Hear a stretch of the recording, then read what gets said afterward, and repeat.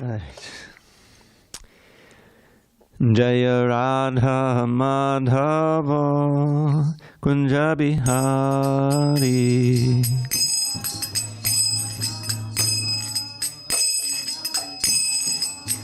Jaya Radha Madhava Kunja Bihari.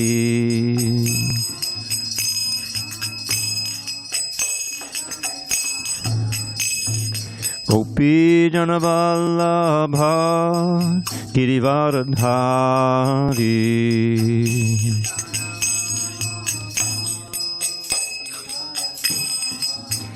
Jaya Gopi Janavallabha Girivaradhari.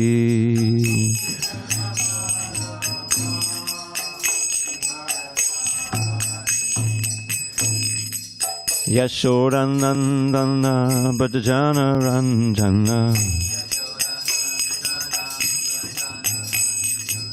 Yashodanandana Bhajana Ranjana. Yamuna Tira Vanachari. Yamuna Tira Vanachari.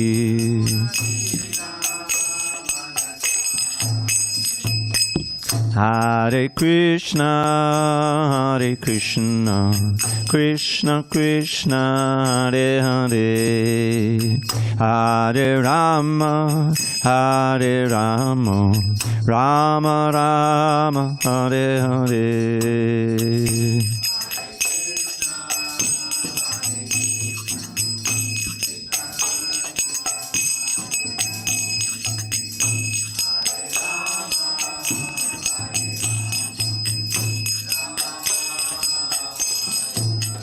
Hare Krishna, Hare Krishna, Krishna Krishna, Hare Hare, Hare Rama, Hare Rama, Rama Rama, Hare Hare.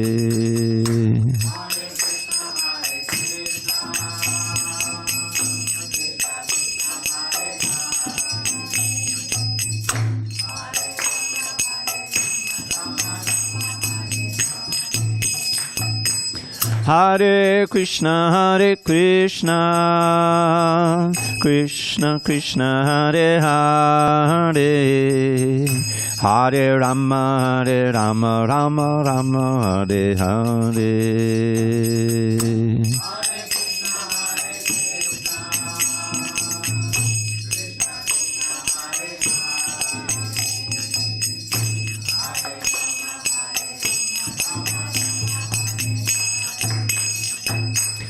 Jaya Radha Madhava Kunja Bihari.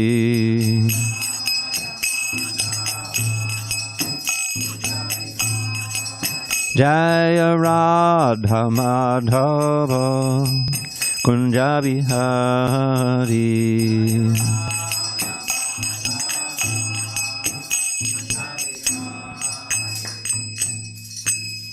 Jai Om Snapad Paramahansa Parivajikacharya Ashtottara Sri Srimad Divine Grace Srila A.C. Bhaktivedanta Swami Prabhupada Ki Jai.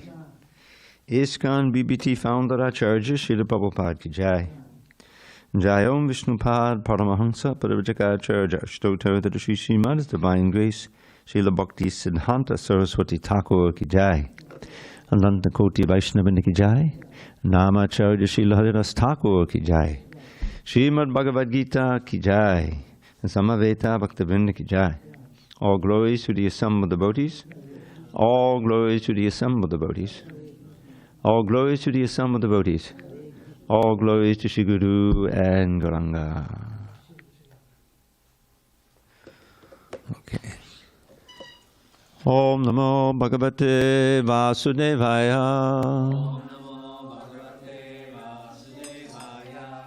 Om Namo Bhagavate Vasudevaya. Om Namo Bhagavate Vasudevaya.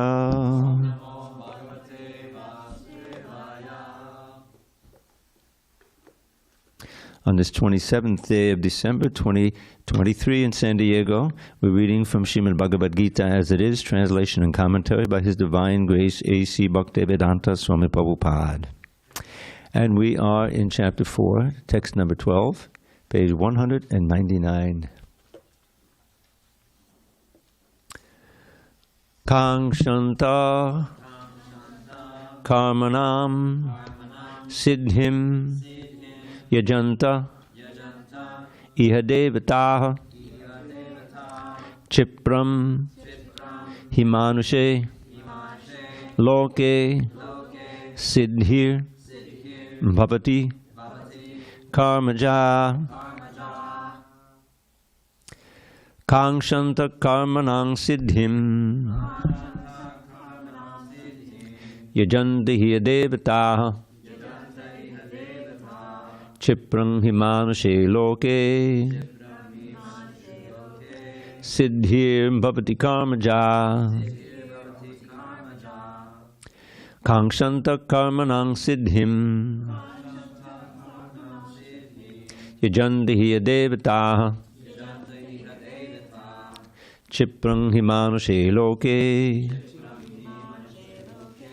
siddhir bhavati karmaja Kangshanta karmanang siddhim yajanti hiya devata chiprang himanushe loke siddhir bhavati karmaja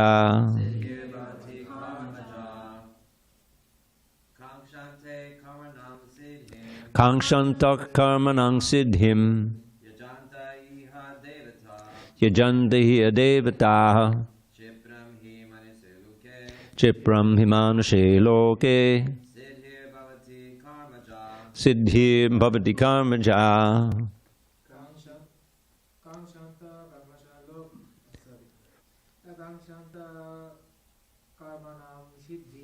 Kangshanta karmanang siddhim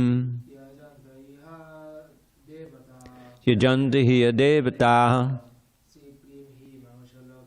Chiprang himanushe loke siddhir bhavati karmaja Kangshanta karmanang siddhim yajanti hiya devataha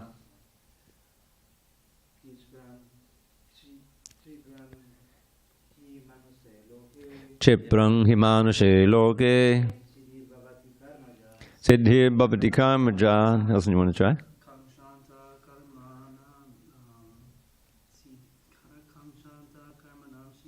Kangshanta karmanam siddhim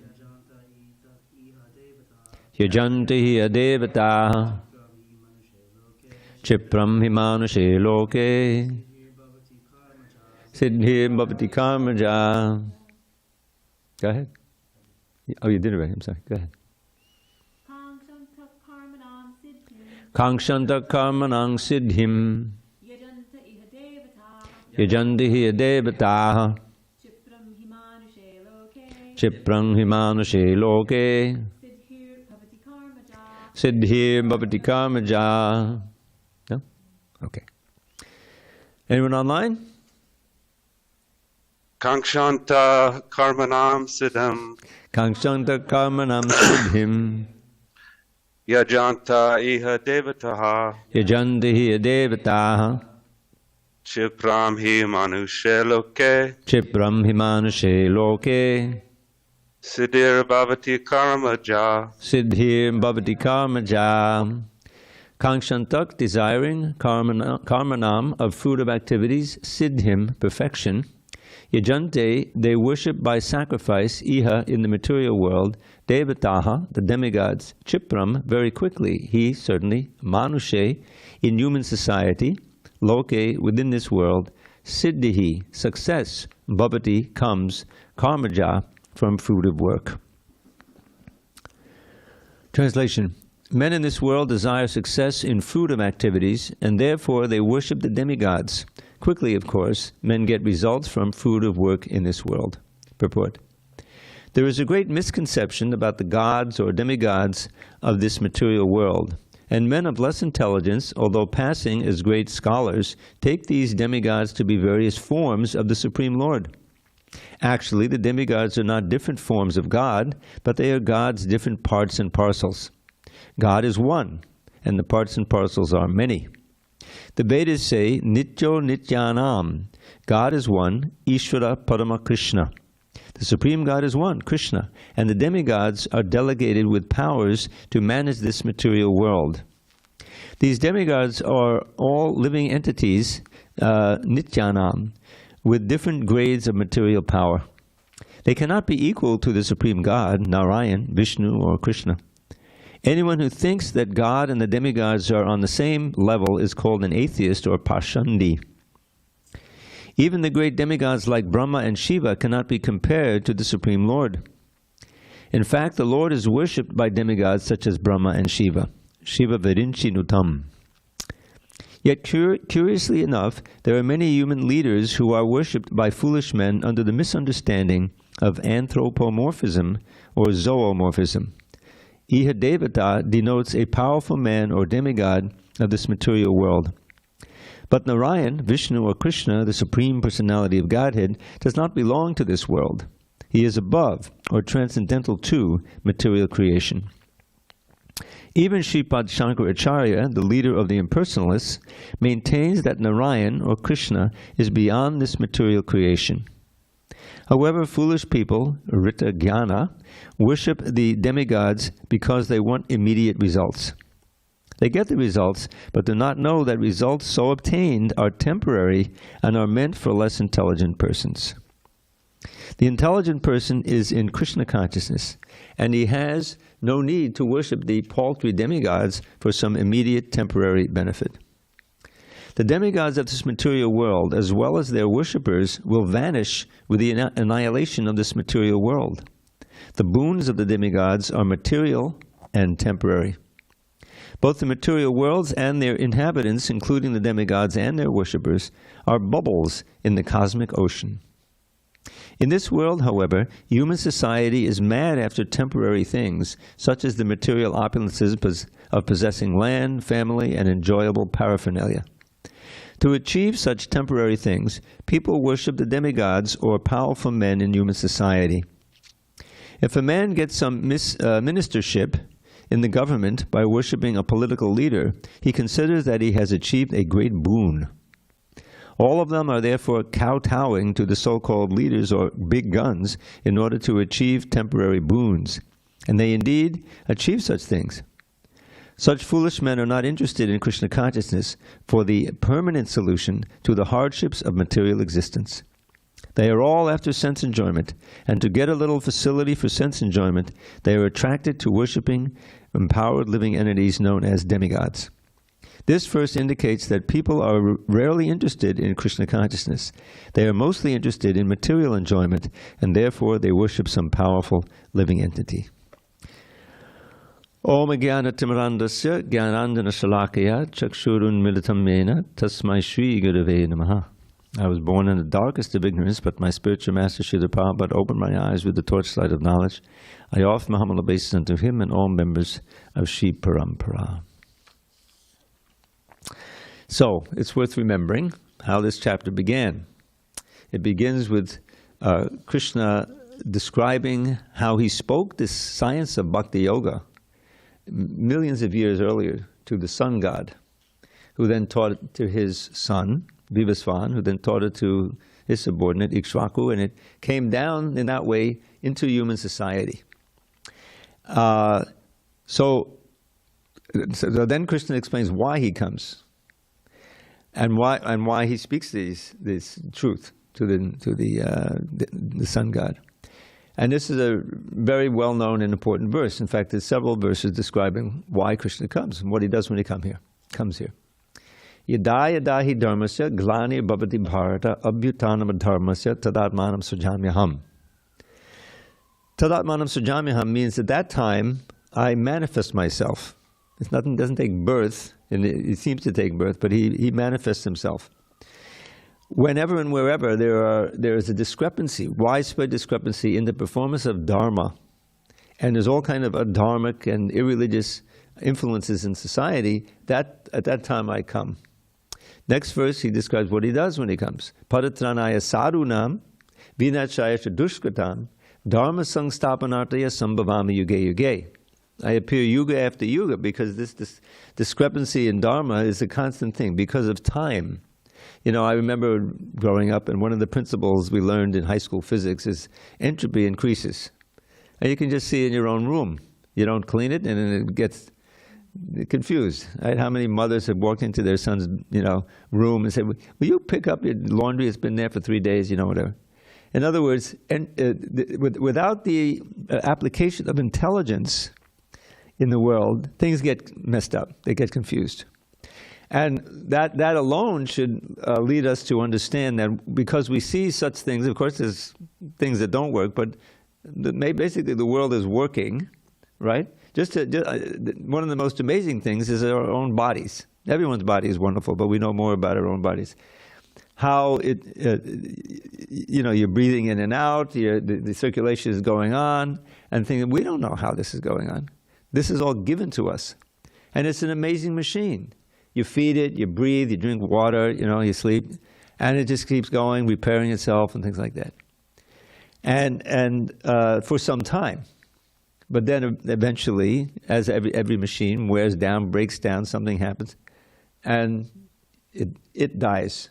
You don't die. That's the first lesson of Bhagavad Gita. We are not material. We're purely spiritual. Never was there a time when we did not exist, and there never will be a time when we don't exist. This is Bhagavad Gita 2:12, right at the beginning. Krishna starts speaking to Arjuna. The philosophy, he's in the role of a guru, the ultimate guru, and in text 2:11, where he chastises the disciple. This often happens. As soon as they surrender, they chastise you. Because you've been speaking nonsense. But that's what he says. You've been lamenting for what's not worthy of grief. The material body. The material body is temporary, but the soul is eternal, and that's what we have to be concerned with, and that's what nobody knows about.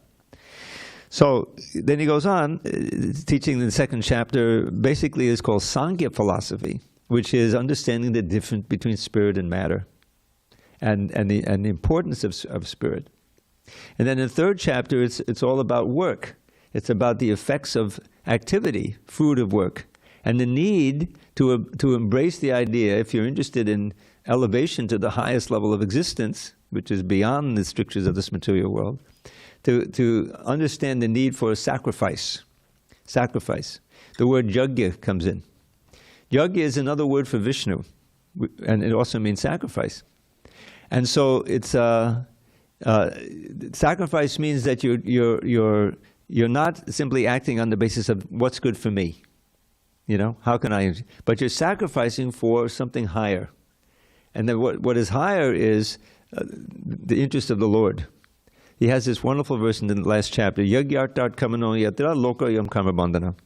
Sanskrit is so concise that the few syllables, the idea is there.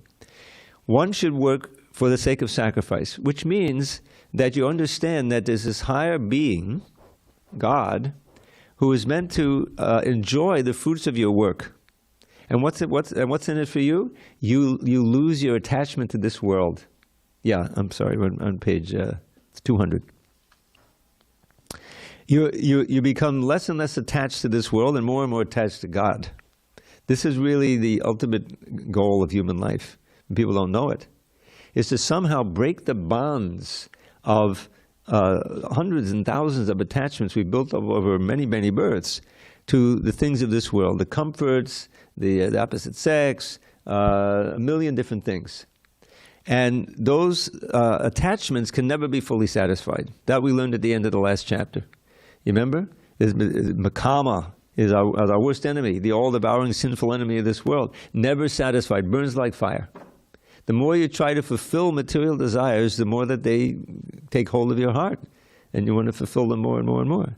But the ability to do that wanes with time or with your circumstances. So it's a constant frustration.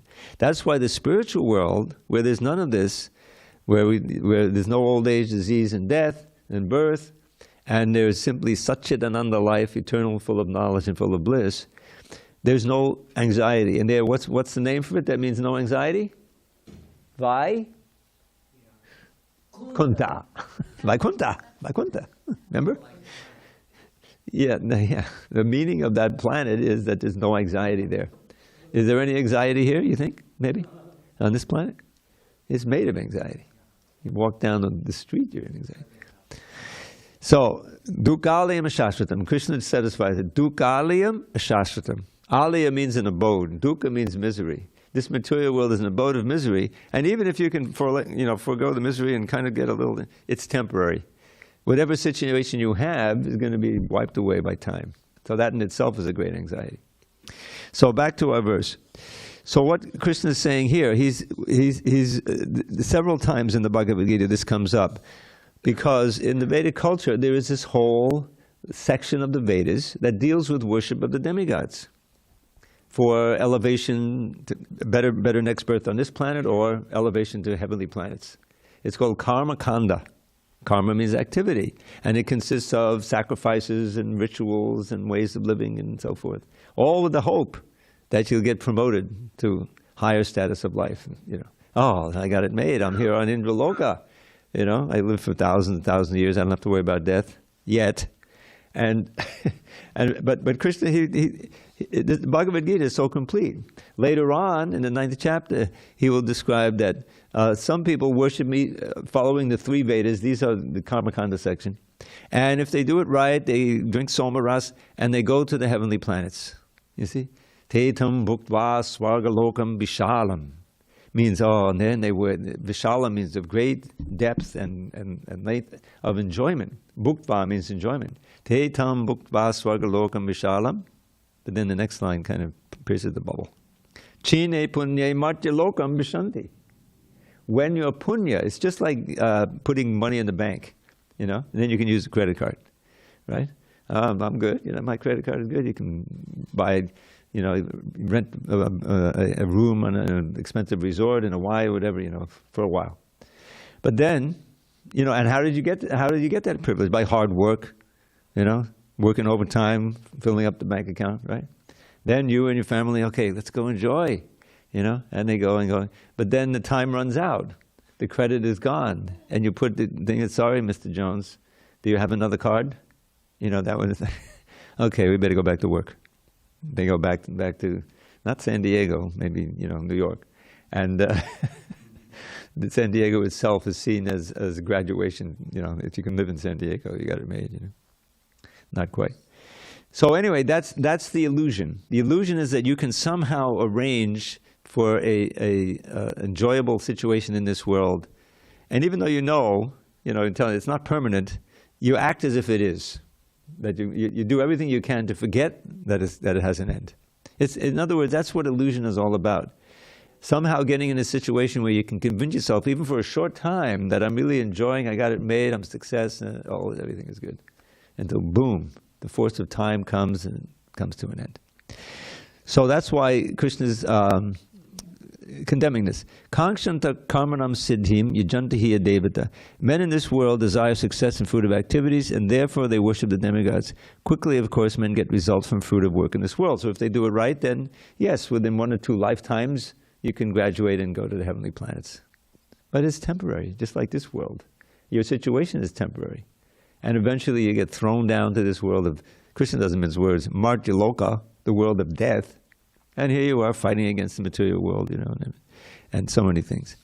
So, Srila Prabhupada explains in detail that the demigods, they're simply functionaries of Krishna. They can't give you anything without his sanction. You see?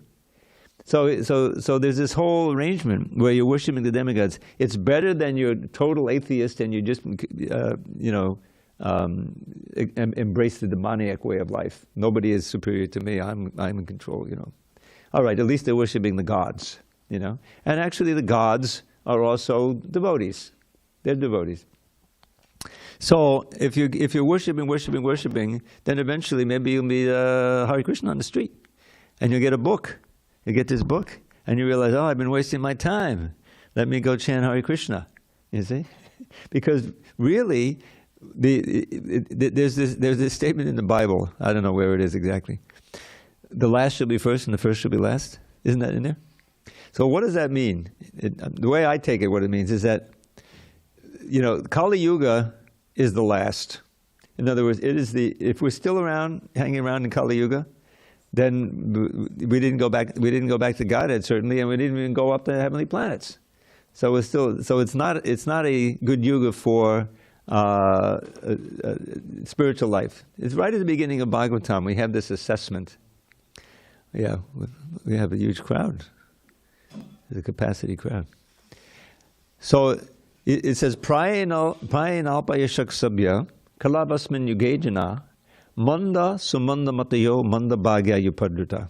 This is an assessment, I think it's Sutta Goswami. I think the sages in Naimisharanya they're describing. So prayena means for the most part.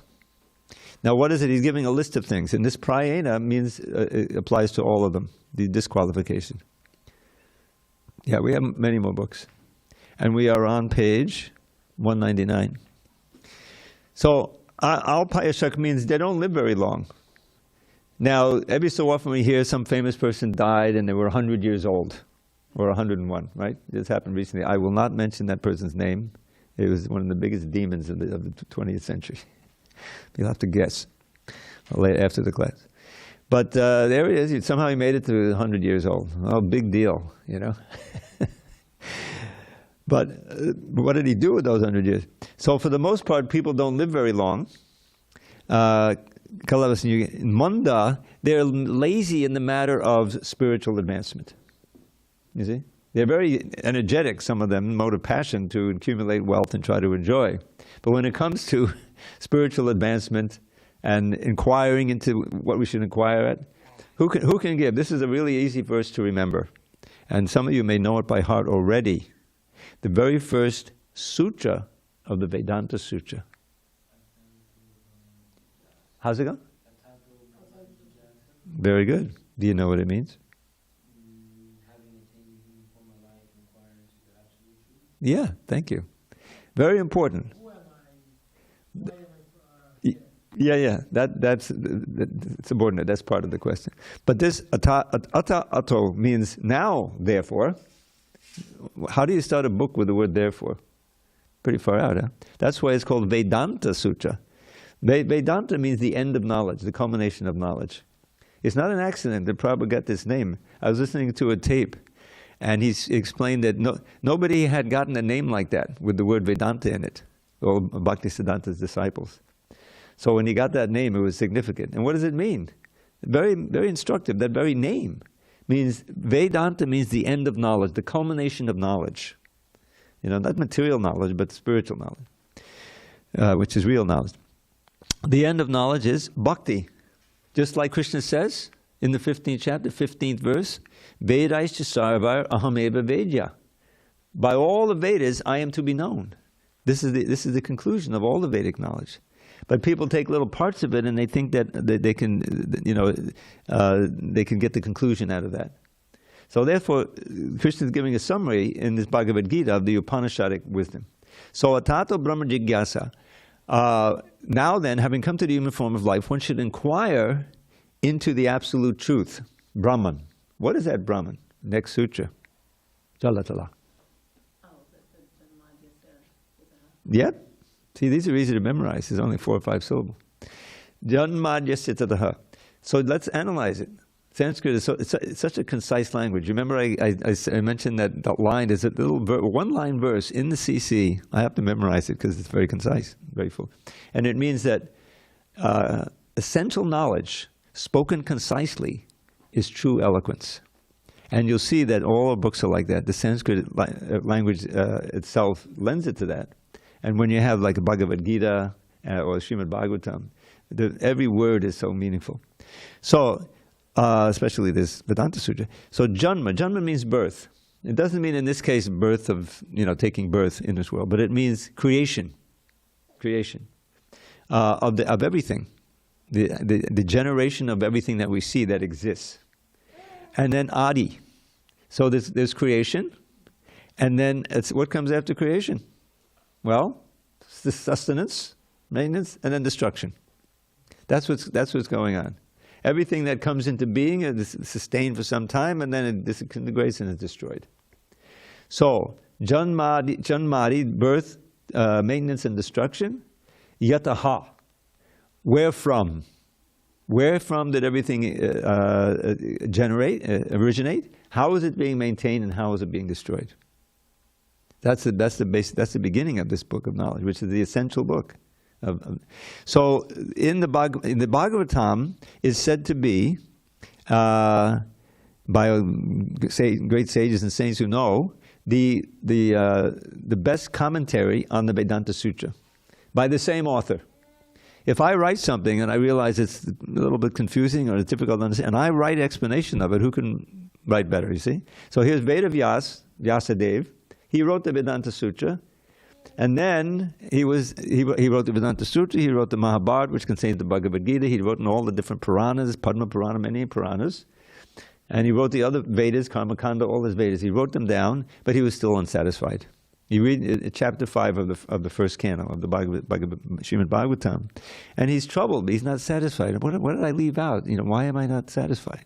So Narada Muni, his spiritual master, comes, and make a long story short, he tells him, yes, because you have not written a book that is wholly and solely concerned with Krishna, the Supreme Personality of Godhead, the process of devotion, and the activities of devotional service and devotees. You wrote these other books which contain some of that. Certainly Bhagavad Gita is a wonderful contribution. But you go through other parts of the Mahabharata, and a lot of it is... I like to give this story. Back in the late 80s, after we finished the Bhagavatam, the question always came up, well, what should we do next? So one of the things was, well, we should maybe do a Mahabharata. So Vidyananda Maharaj, he started translating, and he translated the first Parva, the Parva, Adi Parva, which is a big size, like 70, 80 chapters. And I was tasked with editing, as I always am. So I'm going through and editing. And we come to one chapter, and it's all about this planet near the bottom of the universe that's populated completely by snakes. You see? Vasuki is there. He may be the head snake.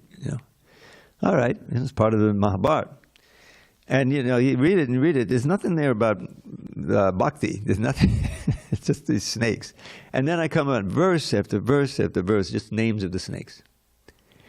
And I'm thinking, really?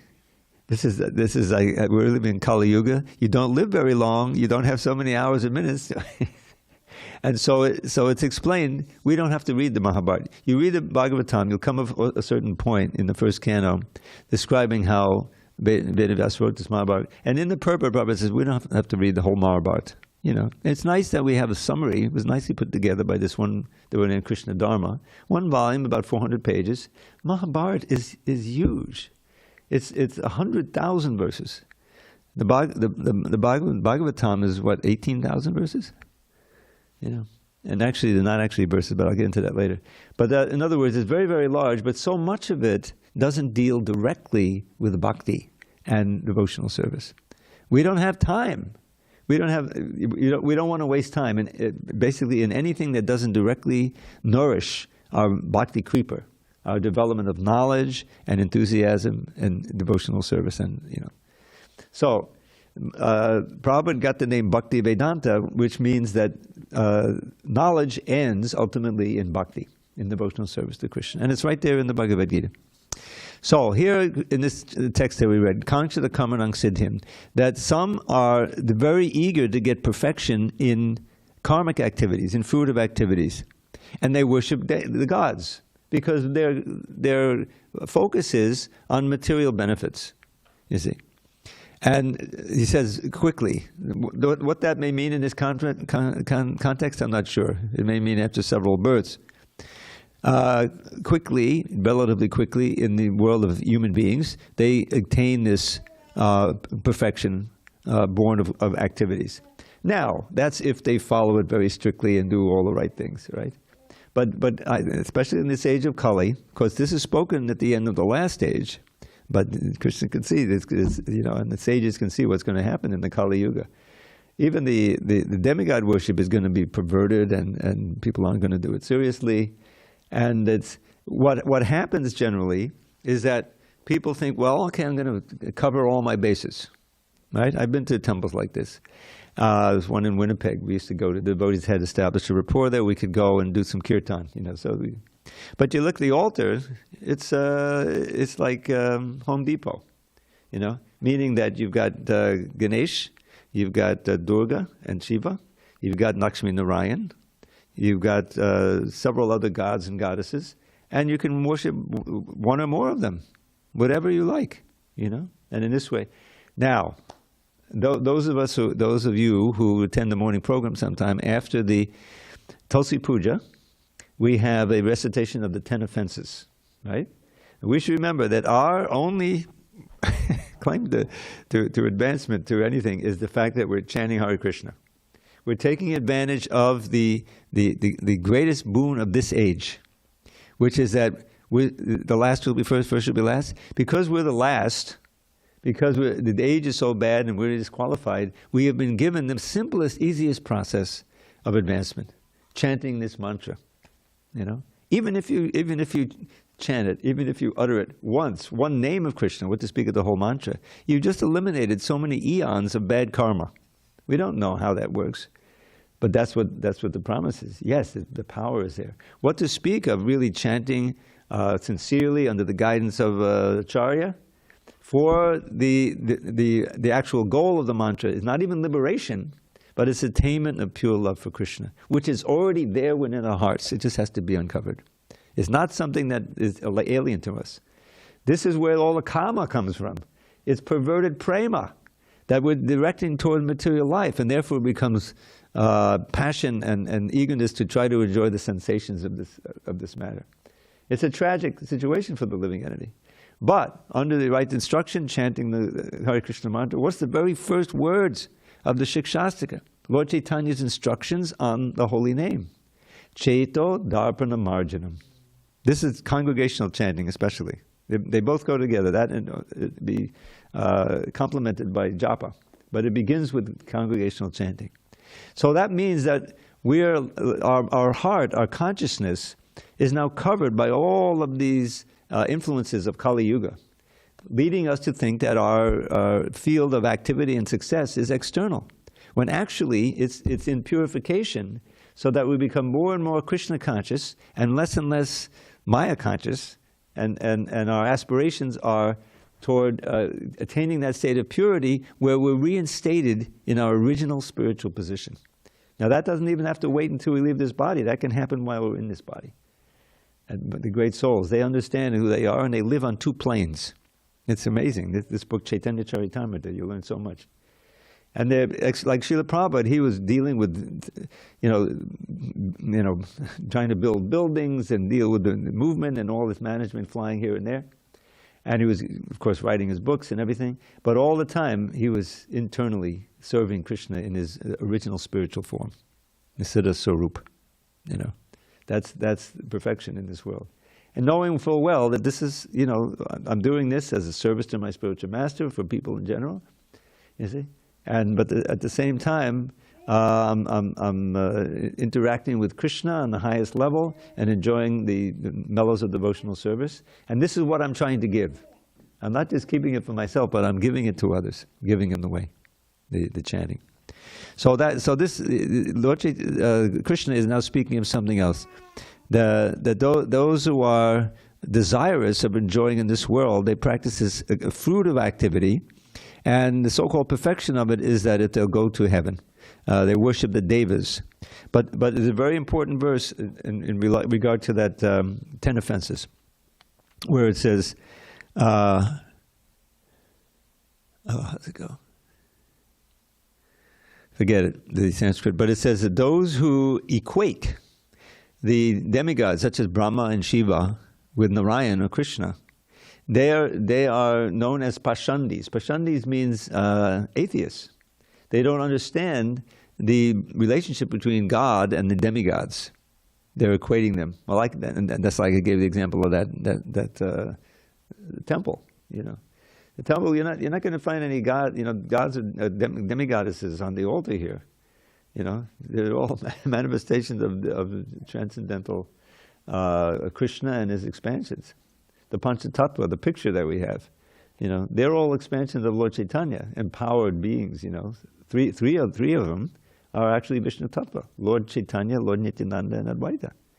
They're all divine beings, but they come in the guise of human beings in order to be able to interact with the people of this age and to uplift them. So Krishna is describing this now because it's prominent, especially in that age and also in this age. And now he's going to describe the organization of society in such a way for upliftment into the four varnas especially. So he's behind that, and he's described, even if you want to eat, you have to get rain. And where does the rain come? It comes from sacrifice. Sacrifice to whom? Sacrifice to God or to the gods, higher beings. You're at least that mood. And you understand that we're dependent on the higher powers, ultimately the supreme highest power. So with that orientation, then you can begin to understand the relationship with the Supreme Personality of Godhead, and that everything can be accomplished just by that. In the Bhagavatam, we find this verse, Yata taro mula nishecharena, tripyanti tatskanda bhujo pashaka, pranopahara chayatindriyanam, tataiva sarvarhanamachuteja. It gives a very easy to understand analogy. If one pours water on the root of a tree, then eventually that water and nourishment will go through the arrangement to each branch, each fruit, each flower, and the tree will be nourished. It has to be watered one way or another. Or if one eats something, if you don't eat, gradually you get weak. So we periodically eat, we have the hunger and so forth. So you just put it into the stomach. You don't have to worry, well, how is it going to be digested? I don't know. How's it working? You don't have to worry about it. You just feed the stomach, and all the strength goes to every limb in the body. Right? You're nourished in a healthy body. Similarly, if you simply worship Krishna, Achyuta, all the demigods will be satisfied. Everything will be taken care of. The society will prosper, and there'll be enough rain at the right time, not too much, not too little. That'll be nice these days, huh? Wherever you go, usually it's too little or it's too much. Hare Krishna. So that's how simply serving Krishna can take care of everything, because he's in charge of everything, and he'll empower the demigods like Indra. Here we are sitting in New Govardhan, so it's all built on the basis of that pastime. You can't forget it. You look in the corner, there's Krishna lifting the hill. So what happened? Indra, he has a tendency to get puffed up because he's in charge of the whole heavens, right? And so he forgets that he's just a servant of Krishna. And he couldn't recognize this little boy, Krishna, as the Supreme Personality of God. That was a big problem. So when Krishna stopped the sacrifice, he convinced by his charming words and that his father to not pay the taxes. Just like imagine, because it's like that's the way regarded as. We pay the taxes to Indra by the sacrifice, and we get enough rain, not too much rain at the right time. For our agricultural activity, we need that. So they've done it every year. So this time, Krishna asked, well, Father, what's the sacrifice? And he was reluctant to tell him, because a little 7-year-old boy, what's he going to understand, And so then Krishna started speaking, and he said, okay, I think he knows. There's a type of, one of his qualities, at Vavaduka, I think, where he speaks so sweetly and convincingly that he can convince anyone to do anything, especially his devotees. So he describes it, and then he says, oh, forget about that. And he starts preaching atheism. He said, what is this? You have to worship. Everything is working on the basis of karma mimamsa. If you simply perform your duties in your varna, nicely, then Indra, he's just a functionary. He has to give the right amount of rain. He's controlled by that karma. So you don't have to worry about that. And we've done our duty very nicely, milking the cows, taking care of everything. So instead of that, why don't we have a nice sacrifice for Govardhan Hill, And we'll worship the brahmanas, and we'll worship the cows, which is our real source of sustenance. And just do this for me, Father, So of course Krishna, they loved him. So okay. We'll have a special sacrifice, but let us do this one. He said, no. Take the same paraphernalia and all the ghee and everything that you've gathered, and you have this wonderful sacrifice. Make all kinds of foodstuffs, and we go circumambulate the hill, and it'll be a great festival, So how could you resist? It's Krishna speaking. So, okay. So they stopped the Indra Yajna. So Indra, instead of realizing, oh, this is a great honor, everything that they gathered for me, they're going to give to Krishna. Oh, great, I'll be benefited. He said, oh, who is this little boy? You know? And I put it into a poem. When Krishna stopped King Indra's sacrifice, that monarch of the heavens threw a fit. Those cowards took that foolish boy's advice. Such insolence I never shall permit.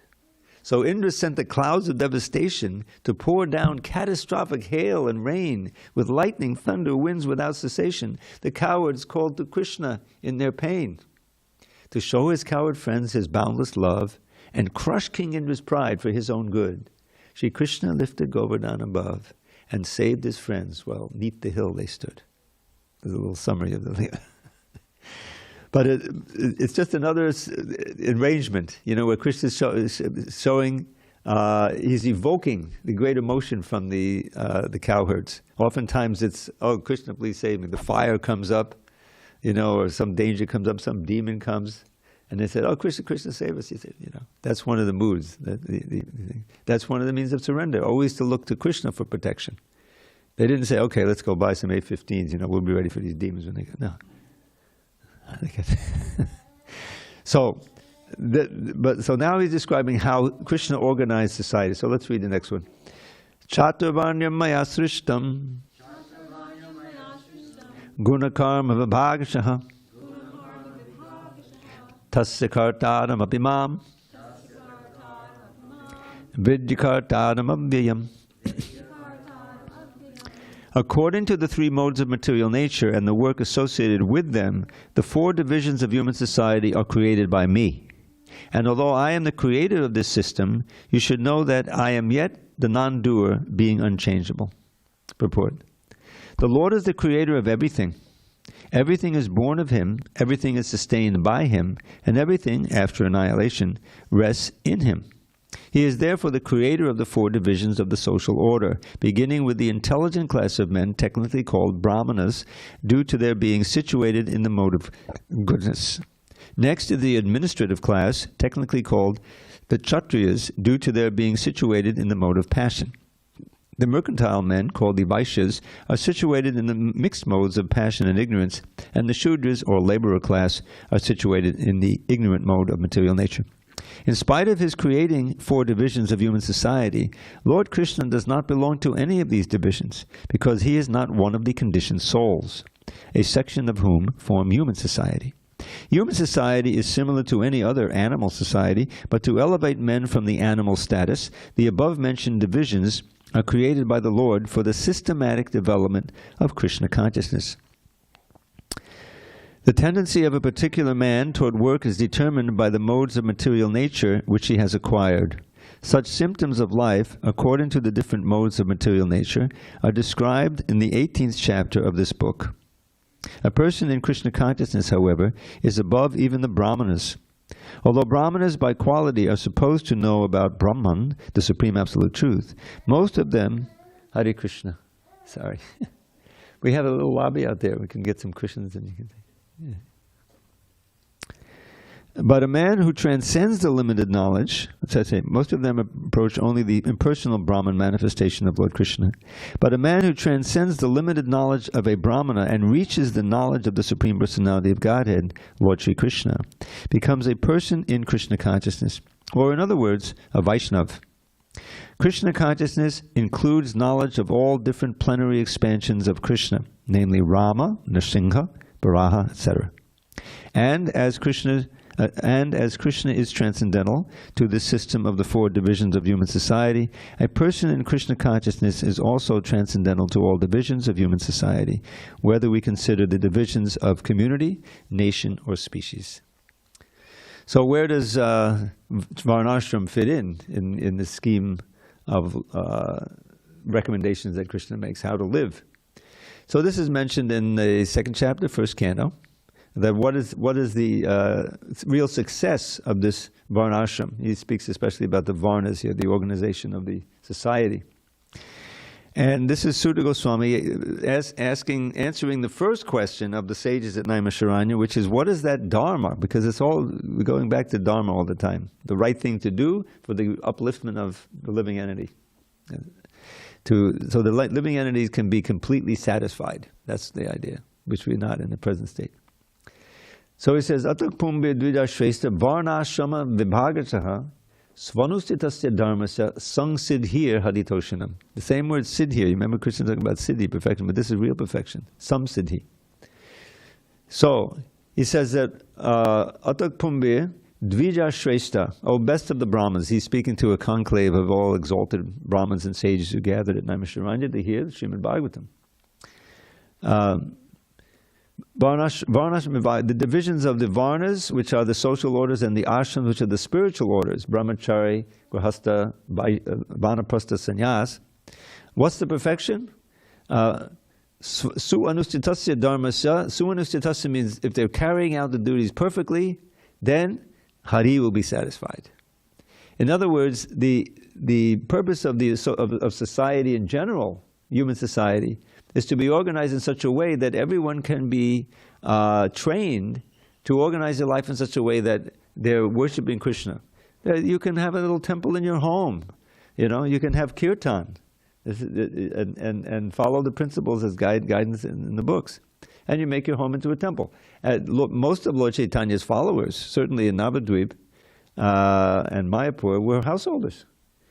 Whether it's Advaita Acharya or Srivas Thakur, they had wives and children, but that's fine, as long as the household is organized in such a way that everyone in it is making spiritual advancement, and that's the purpose of it. Prabhupada, I remember him. Oh boy, Hare Krishna. I'm sorry, I'm going over time. Okay, so we'll resume this on Monday.